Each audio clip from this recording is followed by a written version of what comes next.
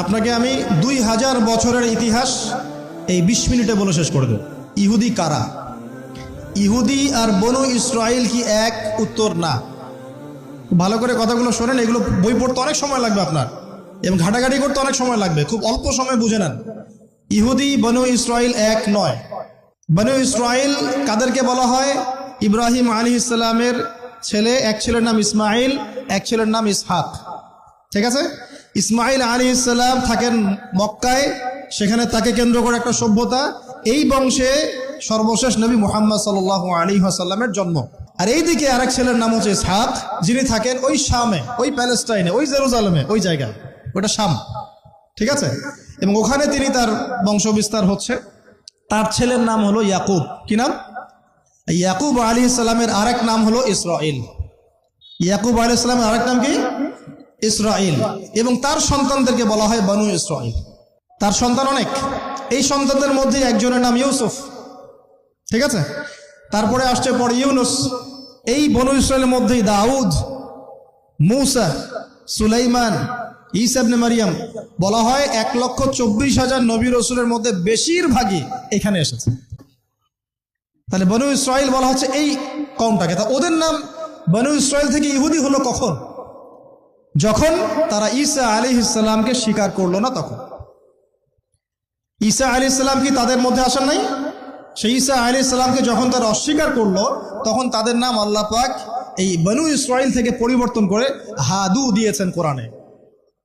কুল ইয়া আইয়ুহাল্লাযীনা হাদু ইন যাআমতুম আন্নাকুম আউলিয়াউ লিল্লাহি মিন দুনিন নাস ফাতামান্নাউল মাউত। আছে না কোরআনে?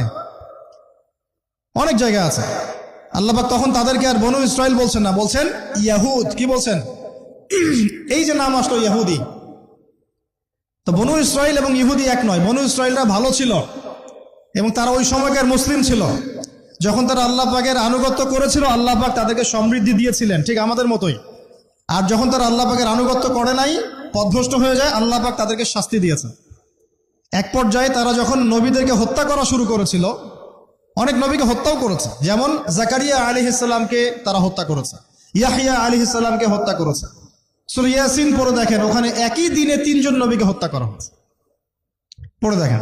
তো মূল কথা হচ্ছে নাম চেঞ্জ হলো কখন? যখন তারা সত্য থেকে পথভ্রষ্ট হয়ে গেল, ঈসা আলাইহিস সালামকে তারা অস্বীকার করলো, তখন আর বনু ইসরাইল নয়, ইয়াহুদ। তাদের মধ্যে একজন অন্যতম নবী ছিলেন দাউদ আলাইহিস সালাম। কি নাম? বলেন নাম, মুখস্থ করেন। তাদের নাম কি? আচ্ছা, দাউদ আলাইহিস সালাম ছোট, তখন 14-15 বছর বয়স হবে। আল্লাহ পাক মূসা আলাইহিস সালামকে বলেছিলেন, তুমি তোমার সম্প্রদায়কে নিয়ে এই জেরুজালেমে যুদ্ধ করবে। কাকে বলেছেন? মূসা আলাইহিস সালাম। তুমি মূসা আলাইহিস সালাম তোমার সম্প্রদায়কে নিয়ে এই জেরুজালেমে গিয়ে যুদ্ধ করো। ওখানে আমালেকা নামে একটা সম্প্রদায় আছে, এরা খুবই শক্তিশালী। তবে তোমরা যদি ইমানদার হও, তোমরা এর উপর বিজয় লাভ করবে। এর আগ পর্যন্ত এরা কিন্তু ওখানে ঢুকতে পারে নাই। কথা বুঝতে পারছেন? আল্লাহ পাক শর্ত দিলেন, যদি যুদ্ধ করে জয় করতে পারো, তাহলে তোমাদের এই জায়গাটা তোমাদের। তো মূসা আলাইহিস সালাম বললেন তার কওমকে, চলো যুদ্ধ করি। তো মূসা আলাইহিস সালামের কওম বলছে, ইযহাব আনতা ওয়া রাব্বুকা ফাকাতিলা ওয়া ইন্না হাহুনা কাঈদুন। এই মূসা, তুমি যাও আর তোমার রব গিয়ে যুদ্ধ করো, আমরা এখানে বসে থাকলাম। কথা কি বুঝতে পারেন নাই? মানে এরা কোন কওম? ওই যে ফেরাউনকে ডুবে মরতে দেখেও বিশ্বাস করে না, বাছুর পূজা শুরু করে। আল্লাহ পাক একটার পর একটা নিদর্শন দেখান, তাও অস্বীকার করে। তাওরাত নিতে গিয়েছেন মূসা আলাইহিস সালাম, এসে দেখেন তারা বাছুর পূজা শুরু করেছে। মান্না সালোয়া আল্লাহ দিচ্ছেন, তাও অস্বীকার করে। মৃত থেকে জীবিত করেন, তাও অস্বীকার করে। শেষমেশ বলে বসলো যে, ইয়া মূসা লান নুমিনা লাকা হাত্তা নারাল্লাহ জাহরা। হে মূসা, আমরা তোমার প্রতি বিশ্বাস করব না যতক্ষণ না আল্লাহকে সামনে দেখাচ্ছ আমাদের চোখ দিয়ে। এটা সেই জাত যে নবীদেরকে এত কষ্ট দিয়েছে। মূসা আলাইহিস সালাম যখন বললেন চলো, আল্লাহ পাক যুদ্ধের কথা বলেছেন, ওটা যুদ্ধ করে জয় করতে পারলে আমাদের হয়ে যাবে। তো বলছে ওখানে আমালেকা সম্প্রদায় আছে, এত বড় শক্তিশালী, তুমি যাও, তোমার রব গিয়ে যুদ্ধ করো, আমরা এখানে বসে আছি। আর আমাদের নবী মুহাম্মদ সাল্লাল্লাহু আলাইহি ওয়াসাল্লাম যখন বদরের মাঠে 313 জনকে নিয়ে পরামর্শ করছেন কি করব, যুদ্ধ করব কি না, তখন আমাদের মুসলিম সেনা বাহিনীর মধ্যে যে সাহাবীরা ছিলেন, সাদ বিন মুয়াজ রাদিয়াল্লাহু আনহু, তিনি বলছিলেন, ইয়া রাসূলুল্লাহ সাল্লাল্লাহু আলাইহি ওয়াসাল্লাম, আপনি আমাদেরকে নিয়ে বদরের মাঠ কেন, যদি উত্তাল সাগরেও ঝাঁপ দিতে চান আমরা সেখানেও ঝাঁপ দিব ইনশাআল্লাহ। কত পার্থক্য, তাই না? তিনি বলছিলেন যে আমরা সেই কথা আপনাকে বলবো না যেই কথা মুসাকে বলেছে, বরং আপনি যদি আদেশ করেন আমরা উত্তাল সাগরেও ঝাঁপ দিতে পারি। এমনি এমনি তো বদরের যুদ্ধ আসে নাই, বিজয় আসে নাই, এইসব ইমানের কারণে এসেছে। এখনো কি এই মাজলুম ভাইরা উত্তাল সাগরে ঝাঁপ দেয় নাই? তারা তাই করছে। ওইদিকে আসছি আমি পরে, এই জায়গাটা একটু বোঝেন। তো যুদ্ধ তারা করলো না যুদ্ধ করলো না। আল্লাহ পাক শাস্তি দিলেন। কি শাস্তি? 40 বছর আল্লাহ পাক ওদেরকে একটা জায়গায় ঘুরপাক খাওয়ানো শুরু করলেন। সকালে উঠে একটা পাহাড়কে কেন্দ্র করে ঘুরতো, সন্ধ্যায় এসে আবার সেই জায়গায় থেমে যেত। এটাকে বলা হয় তিহ উপত্যকার 40 বছরের শাস্তি। সূরা বাকারার মধ্যে দলিল আছে। এবার মুসা আলাইহিস সালামের জীবনটা শেষ, ওনার হায়াত শেষ, উনি চলে গেলেন আল্লাহর কাছে। পরবর্তীতে নবী হলেন ইউশা বিন নুন। কি নাম? ইউশা বিন নুন। মনে রাখার চেষ্টা করেন, ভুলে যান না আবার। ইউশা বিন নুন একজন নবী। এবার ইউশা বিন নুনের সময় ওই বনু ইসরাইলি বলছে যে আমরা যুদ্ধ করতে চাই, ওই জায়গা আমরা দখল করতে চাই। কোন জায়গা বলেন তো? আমিন। এখন আসেন, কোন জায়গা ভাই? কোন জায়গা যুদ্ধ করতে চায়? আচ্ছা, জেরুজালেম নিয়ে এত কথা কেন জানেন? কারণ এই জায়গাটা শেষ জামানার সবচেয়ে ইম্পর্টেন্ট জায়গা। শেষ জামানার সবচেয়ে ইম্পর্টেন্ট জায়গা 3টা, মুখস্থ করেন। কয়টা? এক হচ্ছে জেরুজালেম, 2 হচ্ছে মক্কা মদিনা, জানেন, আর 3 নাম্বার হচ্ছে কনস্ট্যান্টিনোপল মানে কুস্তান্তনিয়া। কোথায় এটা? তুরস্কে।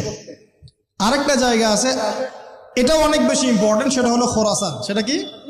খোরাসান। এই 4টা জায়গার কথা মাথায় রাখবেন। পুরো বিশ্বের এই প্রেক্ষাপট এই 4টা জায়গাকে কেন্দ্র করে ঘুরতে থাকবে, এবং এর সেন্টার হার্ট হচ্ছে জেরুজালেম।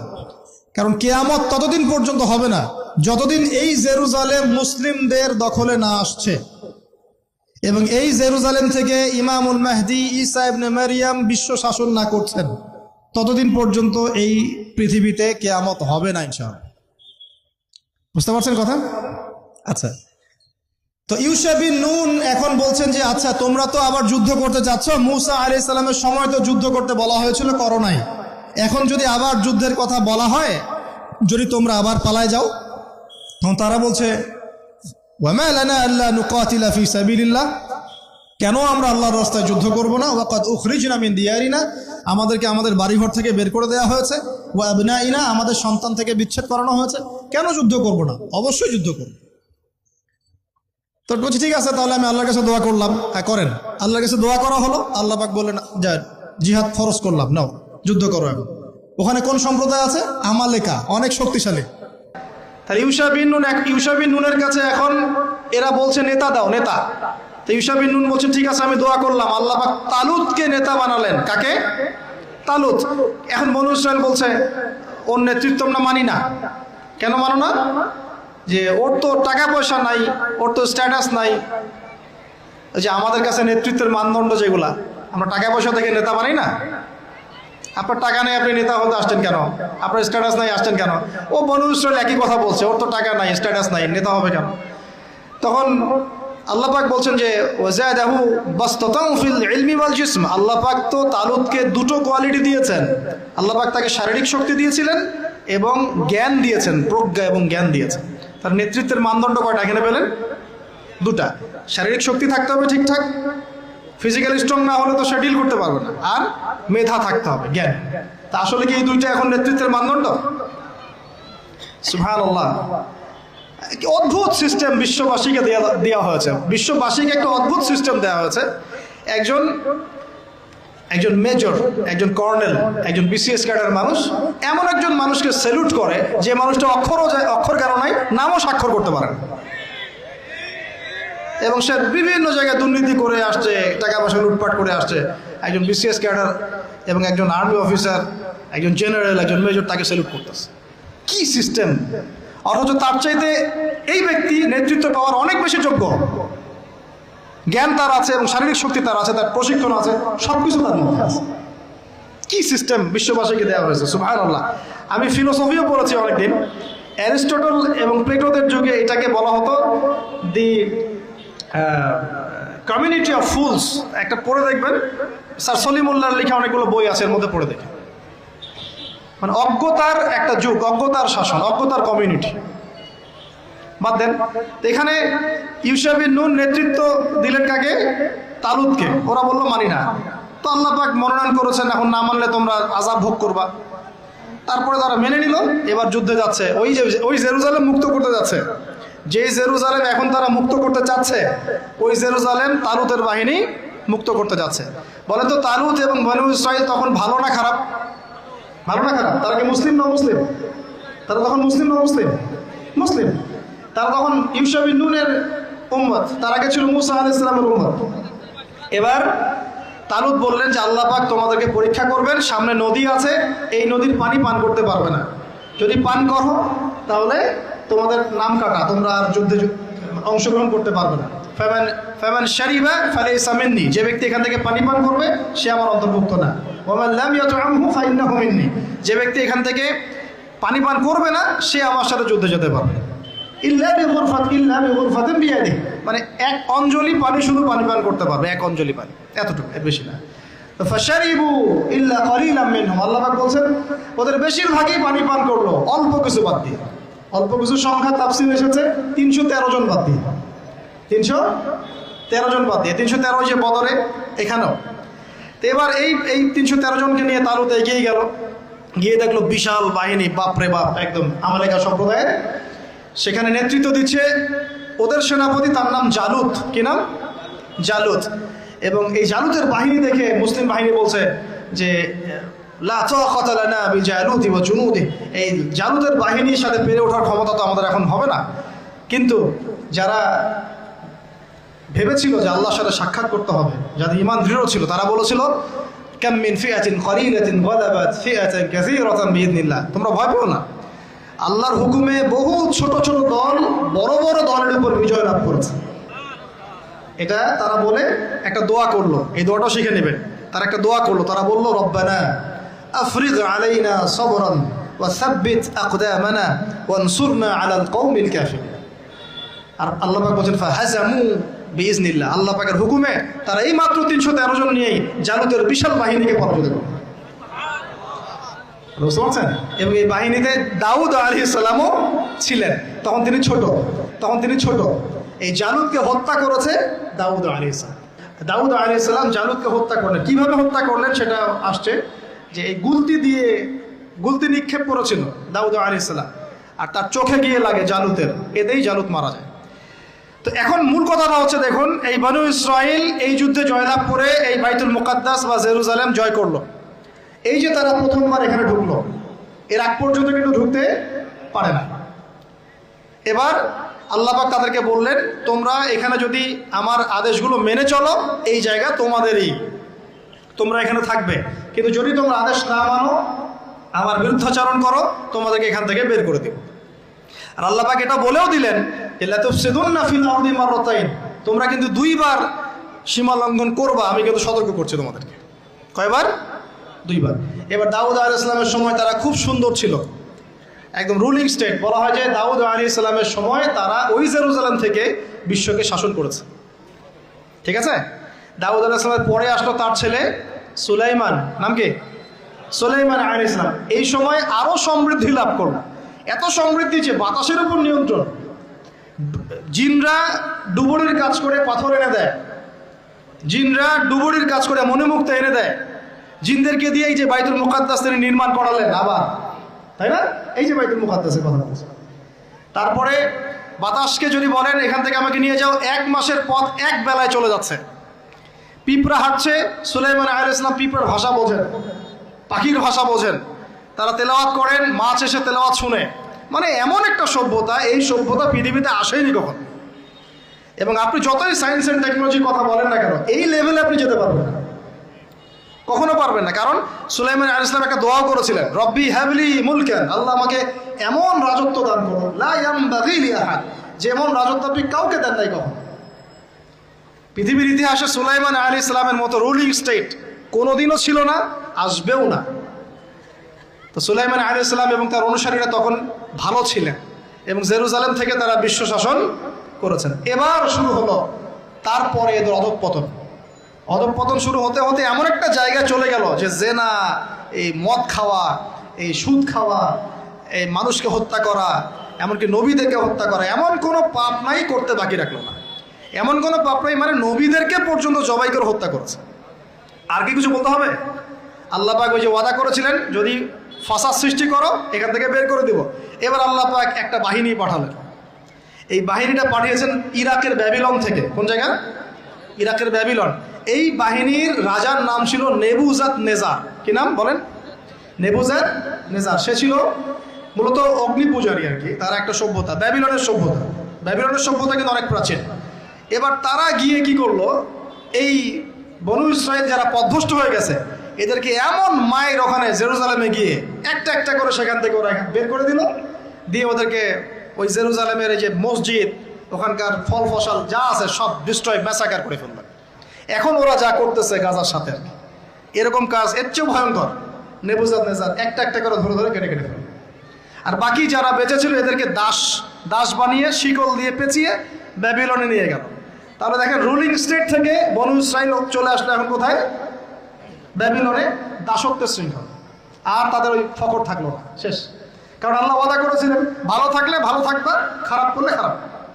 যেমন আল্লাহ পাক আমাদের সাথে ওয়াদা করেছেন না, উম্মতে মুহাম্মাদি যদি আমার আনুগত্য করো, মুহাম্মদ সাল্লাল্লাহু আলাইহি ওয়াসাল্লামের আনুগত্য করো, তোমরাই বিশ্বের নেতৃত্ব দিবা। আর যদি না করো, ওই যে তোমাদের উপর কাফেরদেরকে চাপাই দেব, তাই না? এখন এরকমই আল্লাহ পাকের সুন্নাত একদম সেম। ইতিহাস খালি ঘুরছে আর ঘুরছে, কখন ওদের পাল্লায় কখন আমাদের পাল্লায়। বিশ্বের ইতিহাসটা একদম প্যারালাল, খেয়াল করে দেখবেন। এবার এই ব্যাবিলনে চলে আসার পরে এরা দাস, কাজ করলে খাইতে পারে, না করলে খাইতে পারে না। দেখেন কোন জায়গা থেকে আল্লাহ কোথায় নিয়ে আসলো। আজকে আমরা যে 1200 বছর ওয়ার্ল্ডটাকে শাসন করেছি, কেউ বিশ্বাস করবে এখন? আমরা যে মুসলিম উম্মাহ প্রায় 1200 বছর মুহাম্মদ সাল্লাল্লাহু আলাইহি ওয়াসাল্লামের পর থেকে এই বিশ্বটাকে আমরা শাসন করেছি, এখন কেউ বিশ্বাস করবে? এখন যদি পশ্চিমারা বলে যে তোমাদেরকে স্যাংশন দিয়ে দিব, ব্যাস তখন আমাদের দেখা যায় যে সমস্যা হতে পারে। কেউ যদি বলে তোমরা যদি বাড়াবাড়ি করো টাকার মান কমে যাবে, আমরা বলি বাপরে বাপ, তাহলে তো বাড়াবাড়ি করা যাবে না। আমরা কি ওদের উপর রুল করতে পারি? এখন সরাসরি কথা বলেন না, পারি